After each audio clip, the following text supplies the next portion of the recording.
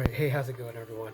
I know I haven't made an update vlog video in a while, and I don't know. I don't have a set schedule on these things. I kind of just do when I feel like I have enough stuff to talk about.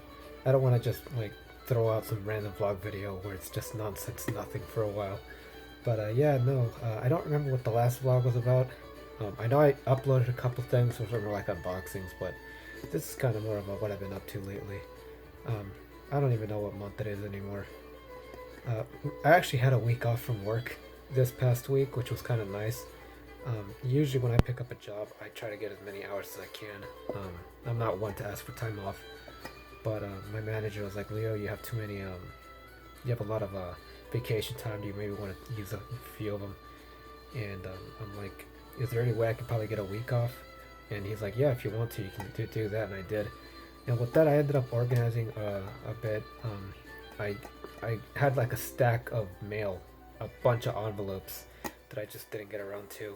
A lot of credit card offers, a lot of spam stuff, a lot of ads, a lot of important stuff too, which I'm glad I got to. Licensing, bills, and all that shit. So I took care of all that. I bought a paper shredder. I managed to organize, and it looks a lot better. I don't feel as anxious and overwhelmed anymore with all the clutter. But yeah, no, I'm glad I took this week off. It gave me time to like catch up on a lot of stuff I needed to do. Um, I mean, it also gave me a lot of time off to do some whatever the hell I wanted to do. But yeah, no, it was nice. And honestly, it may sound strange, but I'm kind of glad it's almost over and I can get back to work on Monday. But yeah, no, honestly, it's always nice to take a mental health day off from work, or in my case, a mental health week off. Because yeah, work's exhausting. It doesn't matter what time of day, what time of year. It doesn't matter how old or young you are.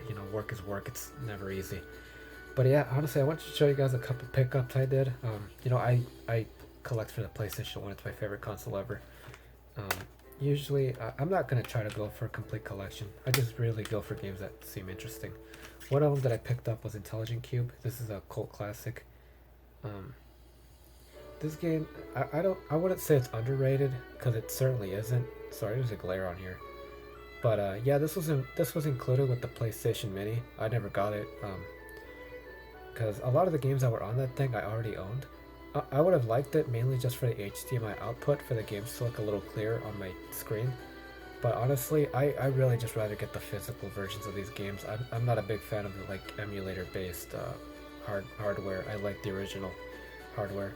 But yeah, no, I've always wanted to play this game. An old coworker of mine from a past job told me about this game before it kind of like grew in popularity. She said she played this game as a kid, and it always kind of stuck with me. She told me it was basically like some random dude, like on this giant platform in like some kind of like void that's trying to like do some kind of puzzle solving. It's a strange game the way she explained it to me, but for some reason it always just stuck with me. So when I found this copy in a store, I'm like, well, it was like $60.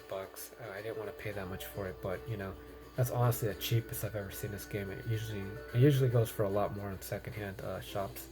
So I'm honestly kind of glad I finally own a copy. I haven't played it yet. Um, there's other stuff I'm more focused on right now, but I think as it's a puzzle game, I don't think it takes too much time to finish. But yeah, no, it's pretty cool to finally own a copy of this game. And yeah, no, it's a cult classic. I know they made more, but I think the first one's probably the most popular one.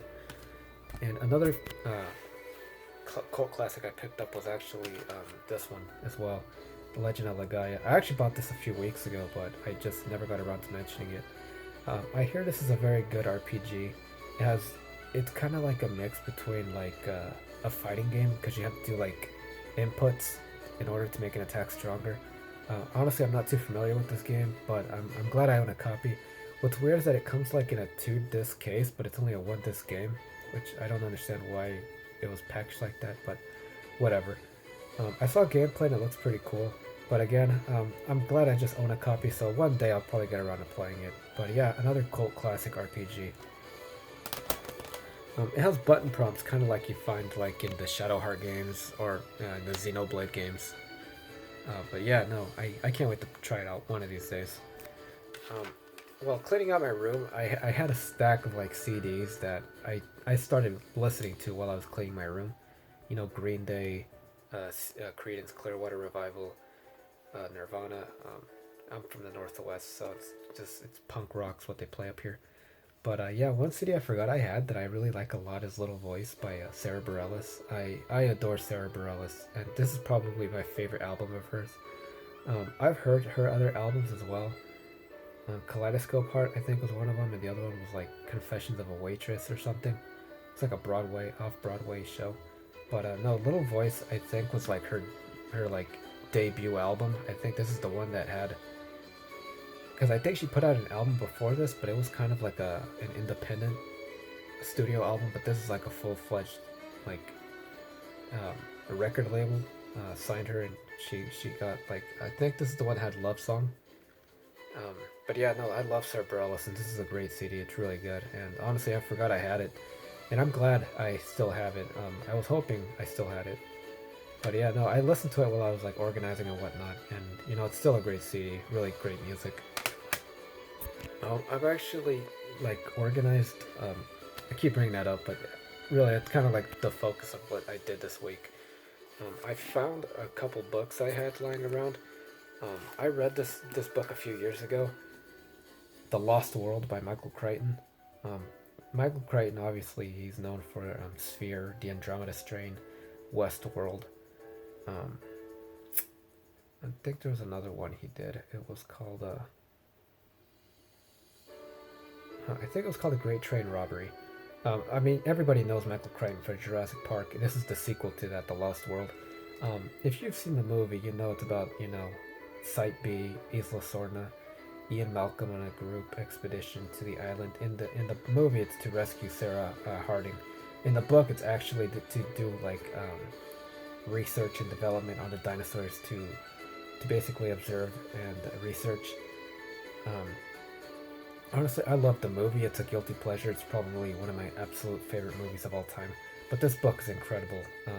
Honestly, I've read both Jurassic Park and The Lost World, and Jurassic Park's incredible, both film and book. I will always go with The Lost World, both book and film. Um, this is a great book. It's really good. It's not for everyone. I'll be honest. It's a lot of science talk, and it might bore more. It might bore some people. But I used to love watching documentaries on TV. So reading all this, and the way Michael Crichton like writes his stories, they always just like captivate me. I just can't stop reading. Every time I tell myself this is the last chapter I'm gonna read, I just end up reading it anyways and just moving on. But no, The Lost World's great. If you don't have time to read it, at least download the audiobook. It's really good. And yeah, no, great book and great movie. Remember the climax? One of the climax in The Lost World is that double length trailer that hangs off the edge of a cliff. It is so honestly, I think it's done better in the book. I mean, it's awesome in the movie. Spielberg did a great job directing it, but the book version's really good. And another dinosaur-based book. I actually bought this also not too long ago. Journey to the Center of the Earth. This is by Jules Verne. This is an OG dinosaur adventure flick as well. One of these days I'll probably get around to it. I I've wanted to read this one and The Mysterious Island as well. I've seen The Mysterious Island movie, but that one's not really about dinosaurs. It's just about like overgrown creatures and monsters. But this one really is about dinos. And now, honestly, yeah, I like dinosaurs. Another book I want to read is The Land That Time Forgot. I think that's what it's called. And yeah, no, the sequel to this one, The Mysterious Island, because I think that one has more dinosaurs in it than the film did. But yeah, no, this is a really nice book. It was by the Barnes and Noble's collector's line. But yeah, when I get have time, someday I'll read it too as well. I'd really like to. And yeah, honestly, I guess that does it for this video. I know we're going through tough times. You gotta try to find other ways to distract yourself. Try not to lose hope. I know things look like they're going from bad to worse, but we always gotta try to keep, a positive attitude. Try to be optimistic. Someone once told me that there's always gonna be a light at the end of the tunnel, and sometimes that light at the end of the tunnel might be an oncoming train. That's a quote I'll probably never forget. But honestly, you gotta, just find a way to distract yourself and ease your mind. And I hope you guys enjoyed today's vlog. I hope to make another one soon. And yeah, I hope you guys stick around for more content. Have a good one.